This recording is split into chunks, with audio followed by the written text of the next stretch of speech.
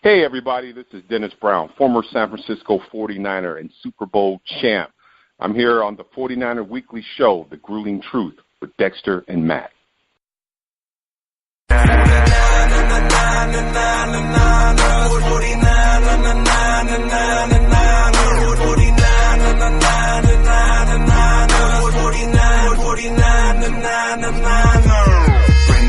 Welcome, everybody, to another edition of the 49er Weekly Show on the Grueling Truth Radio Network, brought to you by Replenishing Technologies and MyBookie.ag. If you're looking to make sports bets, don't look any further than MyBookie.ag.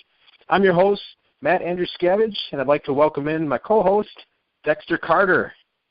Hey, Matt, it's a wonderful pleasure to be with you again as we start the 2017-18 season, and as we've talked a few times during the preseason and off-season, there's a lot of good stuff coming the 49ers' way, man. So very, very excited about the season and excited about having conversation about what we've witnessed, this preseason.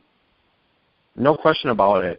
The preseason was a little lackluster to start. There were some good things to see, such as kickoff return by Victor Bolden Jr., a couple of highlights from backup quarterback C.J. Beathard and George Kittle, but not a lot from the starters until the third game. So we're going to dive into that a little bit, talk about some things that we saw from the preseason, and then we'll do a little bit of a preview for the Carolina Panther game. So what were some of your observations?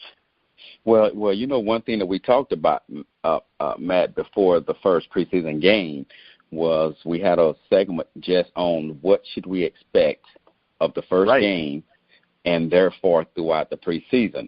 And exactly what was discussed is exactly what came to fruition. And that was, you won't see a whole lot of, the guys that will be in there for the season. Because one thing that the front office and Kyle Shanahan did is they wanted to make sure that when you set sights on this team in the first game, the level of talent was obviously different than last year. And I'm going to tell you, even though you didn't see a whole lot of guys that would be starting the first game, you saw enough of them where you saw an upgrade in talent that should be make you very enthused and excited about what's to come. One thing that I am glad that Shanahan did do, I wasn't sure how much he would open up the playbook in the first game. I figured he would open up as he went on through the preseason.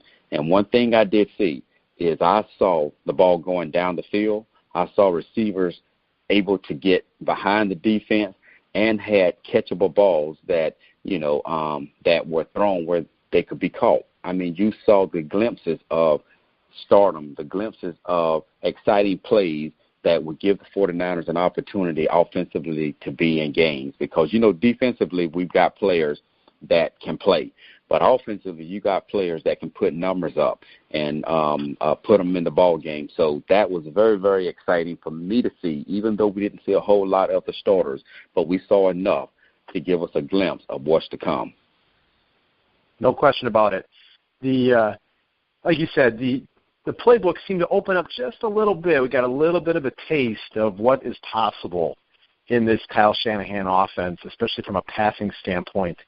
We saw, early on before the third game against Minnesota, we saw Aldrick Robinson's speed, a nice catch and run for like 60-some yards.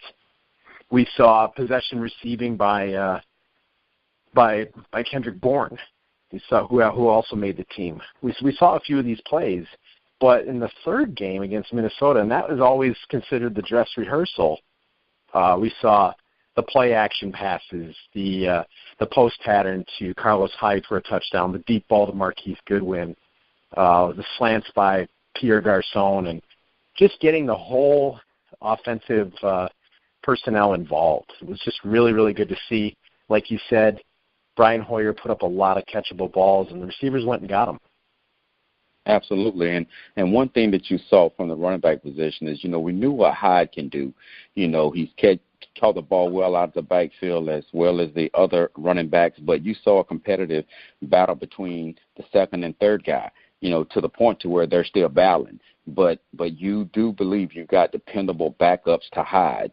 Then, you've got, dependable hands and Pierre Garçon and Marquise Goodwin, who, not only, in my opinion, not just possession receivers, but, one for sure, and Goodwin, who can stretch and get behind that defense, and then, in my opinion, has a complete game when it comes to route running. So, a run game, passing game, I think it's what Kyle Shanahan was looking for, and he brought guys in, and he wanted to know who can fit under this system that I know works.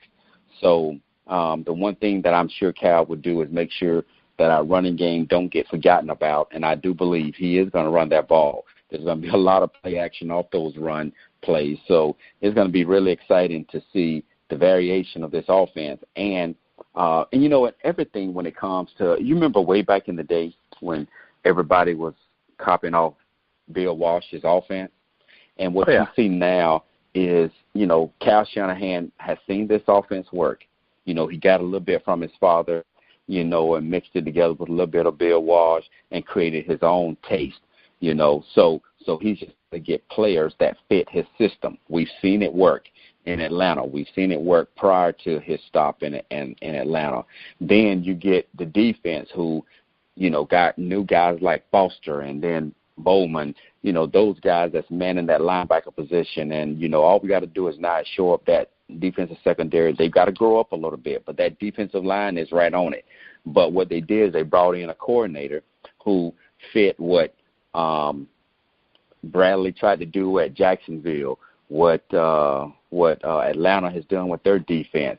But it all came from where? It came from Seattle's defense. So now they've got that coordinator in here making it, wanting it to look just like, what Seattle, does.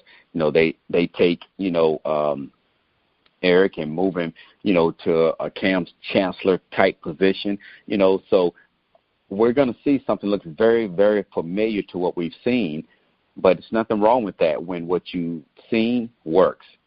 And that's what the 49ers are trying to do, is put the talent into place to do those things that they've seen work in the past as far as what they wanted to do. So I have no problem with that. As long as those guys listen to what these coaches are telling them to do, get out there, have fun, and the front office is doing what we wanted, and that is to increase the talent, to put on the field, and they have. So now preseason was just a page of what I believe they're going to be able to do this year.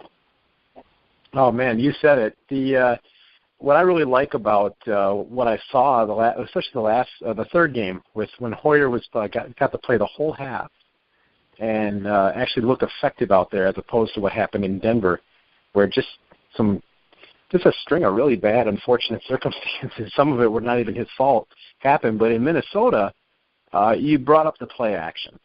And that's something, if you watched Atlanta's offense last year and you watched what they were doing in Washington when he was there, they operate everything out of play action. Almost all of the big completions, and Matt Ryan always had his best days. His best throws always come out of play action, most of them. And he's got a very high completion percentage and a high quarterback rating coming out of play action. And what I really liked about watching Brian Hoyer do it was he looked like Matt Ryan. His footwork was the same. He has that same exact fake. The way that he fakes the ball to the running backs looks exactly like Matt Ryan and gets the ball out the same. And his release was really good. They were clocking it at like 0.34 seconds, and that's like Aaron Rodgers. I mean, as far as, getting the ball out of there, that's the kind of thing that we see out of Russell Wilson and Aaron Rodgers. So that was really good to see. You mentioned the run game. Carlos Hyde wasn't able to get a lot going on the ground, but did get some things going in the air. And, we're hoping to see a lot of 1-2 punch out of this running back crowd. So we'll be talking about that as well. But you said a lot about the defense, and I really like the way this front seven is shaping up. I'm excited to see all of the substitutions. I'm excited to see all the different personnel groupings, and hopefully they'll just make it extremely hard for offenses to read what they're doing. Absolutely. And when it comes to the defensive line, and it was this way back when I played, where you had, Charles Haley, Kevin Fagan, Pierce Holt, Dennis Brown, oh my goodness, that whole entire defensive line where they were always fresh because they didn't have an ego issue. Everybody was fresh because when you get tired, they're rolling you in, but they're rolling somebody else in that was either equally as good or better. And that's what you need in today's football. You've got to be able to have fresh guys in there because you've got backs that can run. You got quarterbacks that can do what they do. So you've got to keep pressure on the quarterback, and be able to clog up those holes too. And so I believe that's exactly what these guys that we've talked about even before preseason, the talent level, if it pans out, is off the charts. And I believe that that's exactly what we've got. But going back to the offense for a second, you talked about the how Hoyer looks. Well, I promise you they had Hoyer look at film of the quarterbacks that Cal has worked with, including Atlanta's quarterback, on his footwork, what he does. But then again, he's worked with Hoyer before.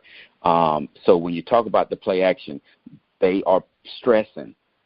We've got to hold those backers. We've got to be. Our run game has to run. Hyde may not have run for a lot of yards in the preseason, but we know he can run. So we've got to run him once the season starts.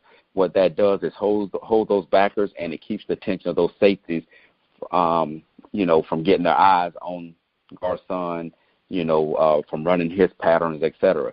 So they understand the puzzle of the game. Everything that you do has purpose. The running game, the play action, that's the only way the passing game is going to work. And that's why Atlanta was so successful in it, because every facet of the game that they needed to work together did work together. And that's what I believe. Again, I'm about optimism. I'm about upgrade of talent. And seeing the 49ers in this preseason shows me that Kyle Shanahan is ahead of schedule based on changing the culture of this organization, this team on the field, and creating an environment where you upgrade talent and there's a no-lose thought process. You know what? We're going to win. We prepare to win. We practice to win. We only practice one way. And when we go out on the field, the results will show. And don't worry about the second half of preseason games, because, hey, they were trying to get guys in there to see who can make this here team. And it worked out, in my opinion, because they got guys that, got enough playing time, stood out, made this ball club because they earned it. And those guys, those starters, second-teamers that didn't get a whole lot of playing time, they got enough. And they got enough of practice because now they believe in the new era of what the 49ers are trying to do. Yep, no question about that. I think it was good to see. I wasn't concerned about the score, in those games. Because like you said, I wanted to see guys that were on the bubble get a lot of reps. Guys like Aaron Lynch. Aaron Lynch is in a contract year. He was wreaking havoc early in the preseason against Kansas City, looked unblockable at times, but he was still on the bubble. And it was good to see him get a lot of reps in those last two games. If it wasn't for all the reps, Raheem Mostert had two really good games, and he ended up making the team. That was kind of a surprise. Bourne as well. He ended up making the team because he was a very solid possession receiver, big, good frame, and he was able to beat out like 5 or 6 guys. So, yeah, no question about it. These guys earned their way on this roster, and there is definitely an environment where these guys put the work in, and they're going to see success on the field. Most of these guys are going to get in the game in a lot of ways. I believe Kyle Shanahan likes to use a lot of the personnel on offense, and we know that Robert Saleh on defense is going to use a lot of these guys throughout the game. So I'm very excited about that. There are maybe a couple areas of concern. We were talking about running backs before. I know that there's really no question. Carlos Hyde's the starter. He's he's going to get a lot of carries. The hope is that he can stay healthy this year. But I think the question mark is, who is going to be the guy that emerges and is the primary guy that spells him to get him some rest and provide a change of pace? That's a very good question, and but what I do believe is those two guys earned their way on this team. There wasn't big time stat busters this offseason, but from what I saw and what I didn't see, and when I say what I didn't see, a lot of what these guys earned probably was in practice, and so I can't speak much on that. I just know that, one, being the professionals that these coaches are, they grind in practice. And from a pass blocking perspective, from a run blocking perspective, not just being a ball carrier, what other things are these guys able to do? So trust me, whenever they create the 53-man roster, no guy makes the team because they like you. And that's one thing I say, when it comes to my 7-year career. Nobody puts you on the 53-man roster because they like you. So you had to do something to earn it. So these two guys, whether it was on preseason game night or not, these guys earned it. So I can't tell you which one stands out most to me. I just know what I saw of them both. I saw the potential for both of them to continuously throughout the season be competitive going through the season. So whichever one we see go in their second, I guarantee you they earned it.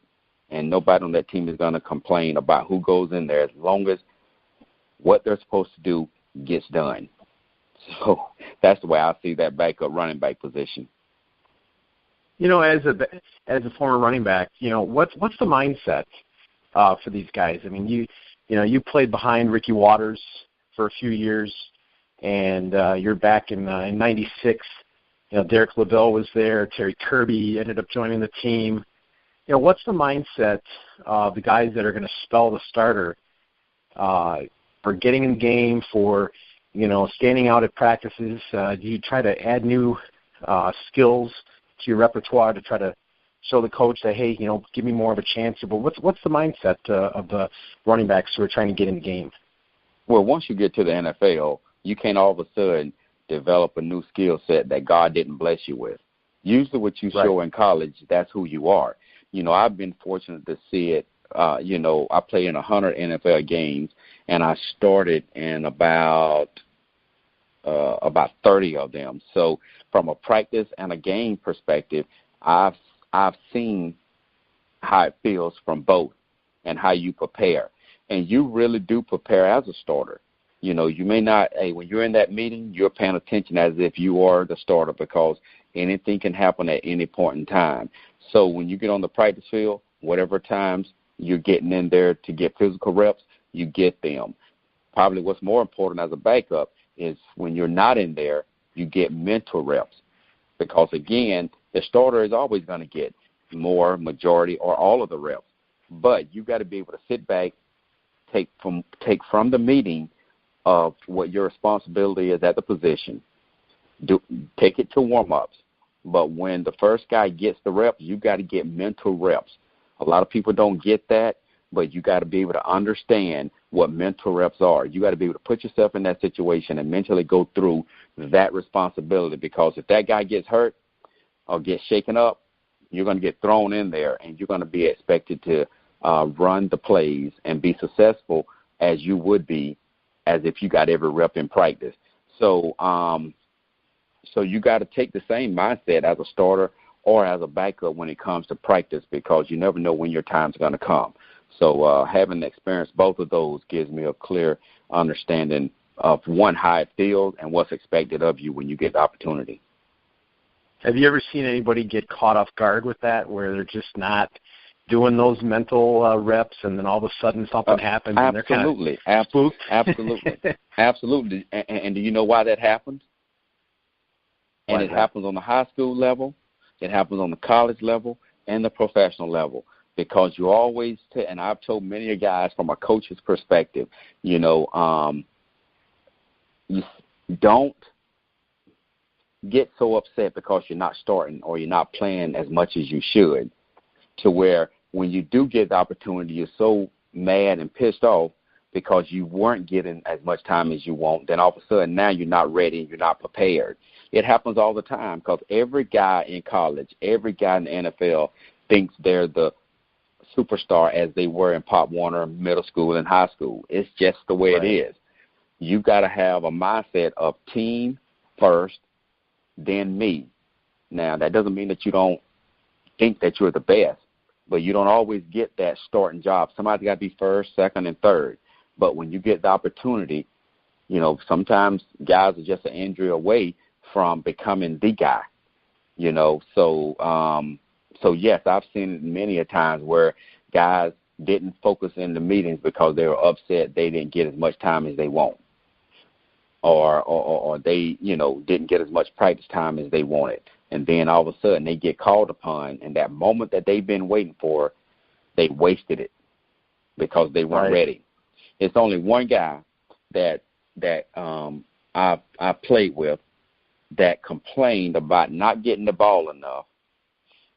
But he was a starter, but he complained about not getting the ball enough. But when he got but when he got that rock, he did his thing. But it was only because, you know, 20 times a game, 15 times a game wasn't enough for him. You know, he maybe got it 15 times rushing and maybe a few passes. But and I'm saying this very sarcastically because he knows I love him.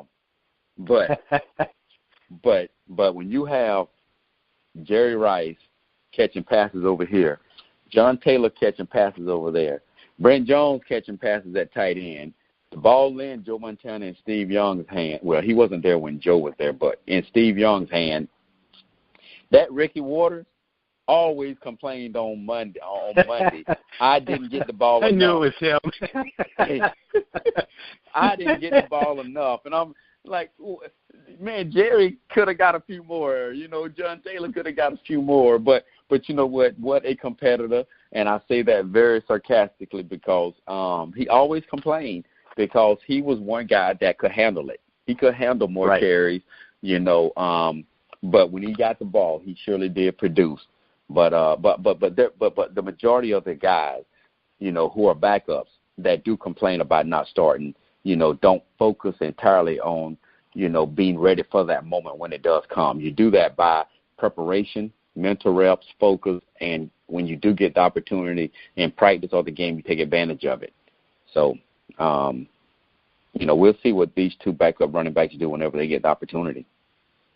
Right, because, you know, it's going to be important. You know, Carlos Hyde, I don't think he's the kind of a back that's going to just, you know, get 20 to 25 carries a game every week. I'm hoping for a couple of weeks where that happens, but I'm thinking 15 to 17 carries is probably going to be where he's going to max out. And it's going to be important for either Matt Breida or Raheem Mostert to be able to make the most of their 6 to 10 carries that they get. And so hopefully that'll happen, and it'll open up the play action. Absolutely, and come in the game cold. You know, I mean, as cold as one would be, you know, not playing special teams. If they're not, they may be. But regardless, when you get called on to go in that game, you've got to be able to run as if you've, you know, been playing the first 2 or 3 quarters. And, you know, the success of this team won't be dependent on the talent on the team because, one, as we've seen, there's an upgrade in talent, and this team is ready for an outbreak, okay? What I'm concerned about, what's going to hold this team back is, you know, is injury. That's the only thing that can hold any team back. And Hyde, you know, unfortunately, you know, I don't think he's injury prone, but, you know, he's had that issue in the past. So that's one reason why we're talking about these two guys, you know, being ready to be thrown into the fire if they're ready. Because if history proves true, you know, he may miss a game or two, you know, or have to nurse something, an injury. But hopefully that won't be this year, and he can go and play, you know, and start and only be spared when, you know, he needs a break or needs some water or something. But other than that, hopefully this entire team would, be very healthy this season so they can see their full potential. Right. This is definitely an important year to for most of the guys to be very healthy. It's always tough because things just happen. You know that. You don't see it coming. And, sometimes you can just get just hit wrong or take a wrong step or something can get rolled up somewhere. And so hopefully that doesn't happen a lot this year. And the guys can stay out there and be healthy and make the most of their opportunities. So, we were talking a little bit about the corners. I know that I'm excited to see Jimmy Ward play free safety. We talked about the Cam Chancellor role that Eric Reed has so far been excelling in. Hopefully these corners can do what you said, grow up a little bit on the football field and make the most of their opportunities. And I did see, you saw glimpses of great potential from these guys. Right. Interceptions, making tackles, making plays. So, if you got to pick a segment on the field that need to continue to develop more than another, it would be the corners. But I have, until they show me differently, I'm going to have the utmost confidence in them that, one, they're going to rise to the occasion. And because when the talent of your team rises and the expectations rises because everything's improved, the coaching, the talent level, the team as a whole, it makes individual segments improve. So I think they're going to improve, and I think they're going to rise to the occasion. Yeah, I would agree. I think Rashard Robinson is going to have his chance. I think he's going to make plays this year. It's just a matter of hopefully the front seven can put a lot of pressure on the quarterback and make the job a little easier for the corners, at least for sure this year. So hopefully we're going to see that as we start to talk about the Carolina Panthers game. There's a lot going on here. The Panthers, Cam Newton hasn't really been healthy. He did play in that third game that they were playing, and he looked all right out there. I don't know how. It doesn't look like he's got a real injury problem right now, but he didn't play a lot.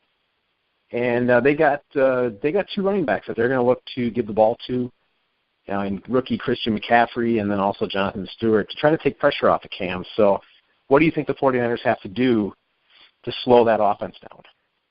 Well, first of all, as you mentioned, Carolina Panthers have two really good backs. I'm trying to reserve that great word, saying that they're great, but I'm telling you what, Jonathan Stewart has nothing to prove to anybody. He's proven he's a top quality back in this league. And, boy, when the Panthers drafted Christian McCaffrey,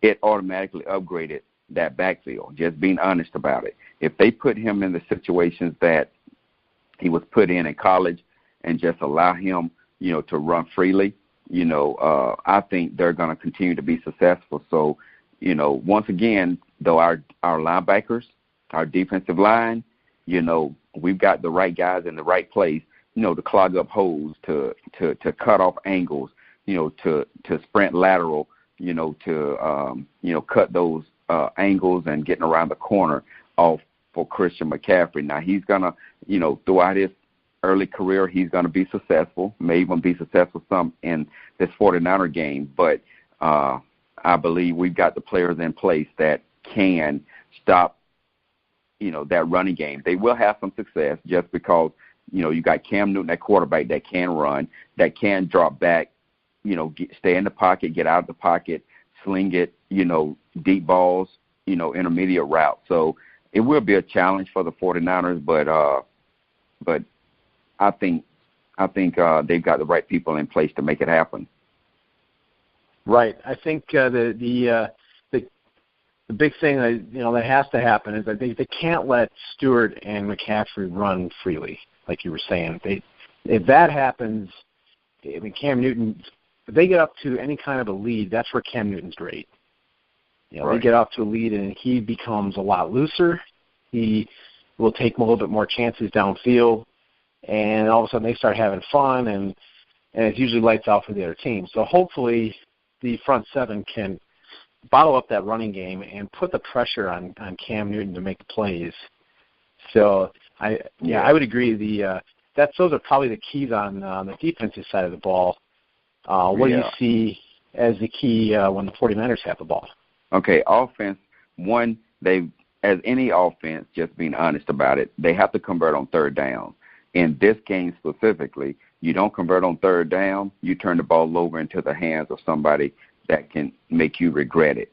So you're going to have to, whether it's Hyde or whether it's somebody else, you're going to have to have a balanced attack. You're going to have to be able to run the ball, throw the ball even on first down and third down are going to be two key downs I think you throw the ball on. Don't just throw when and when I say third downs, I mean even on third and short. Slant routes are going to be very, very important in my opinion. A lot of catch and run balls, but if they get tackled, you know what, 3rd and 3, you can get a first down. So converting on third downs. And the other thing is, this year in red zone will be the difference in whether you score the average, what Kyle Shanahan is used to, which is, I think, 28, 30 points a game.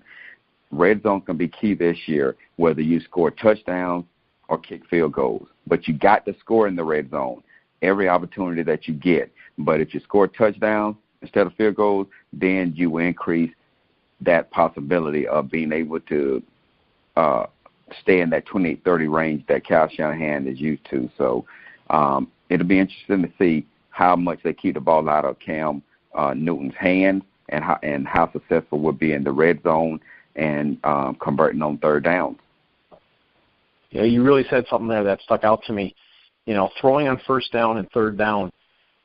I feel like 3rd and 3 is really where if you have to take a third down, if they could be 3rd and 3, 3rd and 4, somewhere in that range consistently, I think those slant routes are going to be there for guys like Pierre Garçon, Trent Taylor, the rookie, who was able to supplant Jeremy Curley as the slot receiver. He looked brilliant in the preseason. He looks a lot like a Julian Edelman, like a Wes Welker type player. Real shifty and real good hands. If they can get some of these short passes to Trent Taylor on third down or to Pierre Garçon, like you said, you make a catch and you get tackled, but you're probably going to gain that 3 or 4 yards. Absolutely. I believe,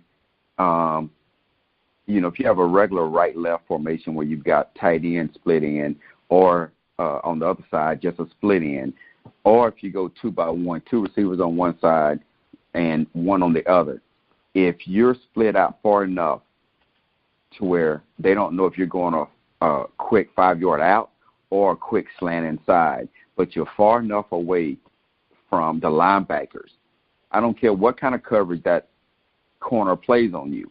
If you're a quality receiver, you should be able to complete a slant route every time. You got to protect your quarterback. Do not let that DB get inside of you. Gain the confidence of the quarterback that, one, if he throws it, you're going to protect him, which means it takes strength, it takes hands, and it takes feet to be able to get yourself open. Now, it will be a battle and a fight, within a small area, but we've got to the 49ers have got to be able to complete those passes, because that could be, as I said and you said, it could be first, second, third, and short, or it could be long. You could take a slant and run. Jerry Rice used to take slant and take it to the house many times, because everything was quick, good feet, good hands, the ball was thrown on time, and he always protected the quarterback to make sure the DB never got inside of him. And he may have gotten tackled after he caught the ball, but it was a 3 to 5 yard gain on slant route. So that's going to be very, very important in this game. And what's more important, the most important down, I think, is going to be first down. If they can gain anywhere between 3 to 6 yards on first down, it always makes third down conversions better, unless you just get sacked. And then all of a sudden, you're, 3rd and 12 or something of that nature. But first downs are going to be key, 3 to 6, because third down and in my opinion, 3rd and 4 are very manageable plays on 3rd down. There's a lot of plays in the playbook for 3rd and 4. Not a whole lot of plays in the playbook for 3rd and 12 and 15 plus. Well, you took the words right out of my mouth. First down's going to be the most important down. If they can avoid false starts, avoid a sack, avoid incompletions or 0-yard runs, that's just going to make their whole ability to sustain a long drive possible. And that's right. The key to beating a team like Carolina. Keep Cam Newton on the bench, move the clock, move the chains, and then score when you get in the red zone. That's it. So Kyle Shanahan, just needs to listen to us, right? That's right. We're going to send this right to him when this is done, and I'm hoping he's going to be like, I really hadn't thought of it that way, but we got to do this. That's right. No, we have a whole lot of confidence in Cal and what he's done in the short period of time that he's been, in Santa Clara. So I don't see him failing. I don't see him all of a sudden taking his foot off the pedal. All we need Cal to do is, don't forget about that run game. Right. Well, last question for the defense then. Do you have anybody on the defense that you see as a key player in week 1? Who's the guy that we should all keep our eye on for the defense? Well, I say 2. I say Reuben Foster and Eric Reed. Eric's got that new role that I think he's embraced, and he sees what Cam Chancellor has done in Seattle and the impact that he has. And I think Reed has the body. He's got the athletic ability. He's rejuvenated, in this new role. I think he's going to explode, and I think he's going to play extremely well. And Reuben Foster just so athletic, and seeing how when he's gotten his opportunity, how he just seized it. And I hadn't even, mentioned about Bowman, but, that linebacker group, I don't even worry about. But Reuben Foster, young, energetic, athletic, he's going to do his thing. So I think those 2 positions are 2. I think after game 1, we'll see that they were very, very, very, and extremely productive. Well, you brought up the 2 guys that are probably going to have to cover a guy who may get forgotten out there, in a lot of previews, but is so key to that offense, and that's tight end Greg Olsen. Someone's going to have to cover him, and Bowman hasn't been the best in coverage the last few seasons.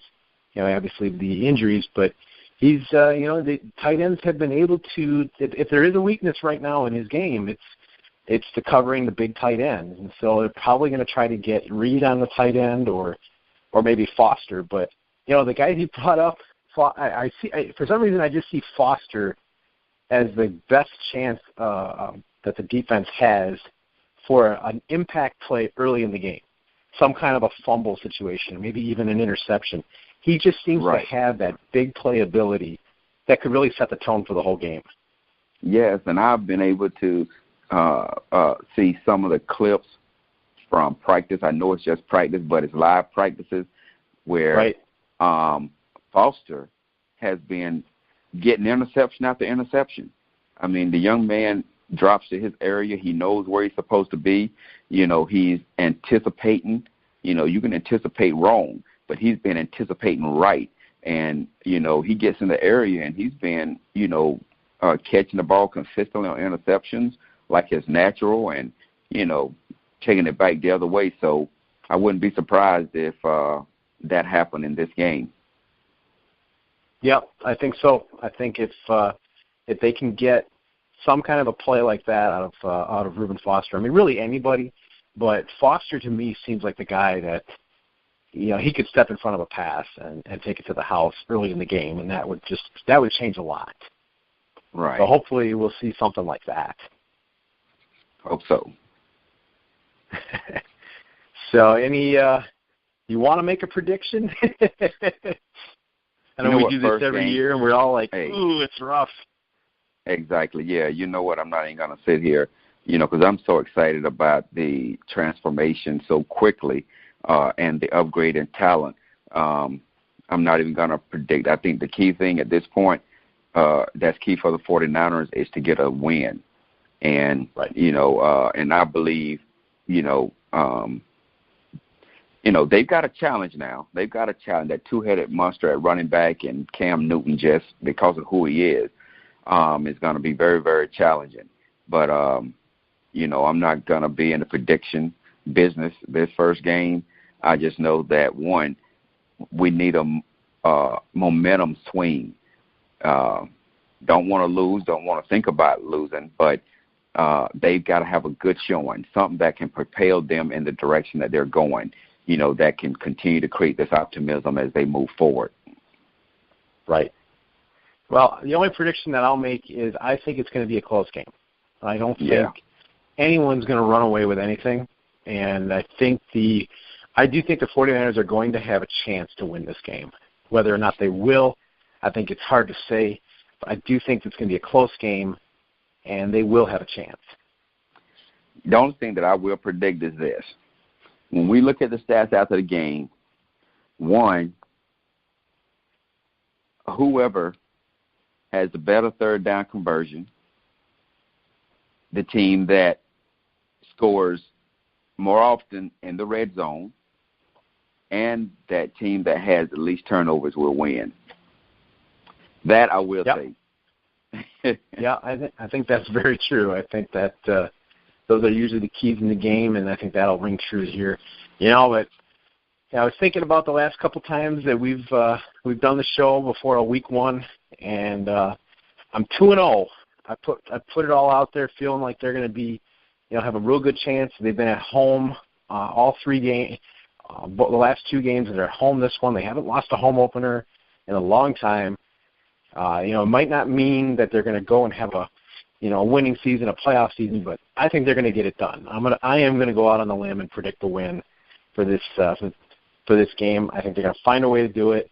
But like I said, that doesn't mean I'm predicting a 10-6, 11-5 season, but I think they've got a real shot here, and they can do the things that we talked about. And like you said, in that box score at the end, those are going to be the keys.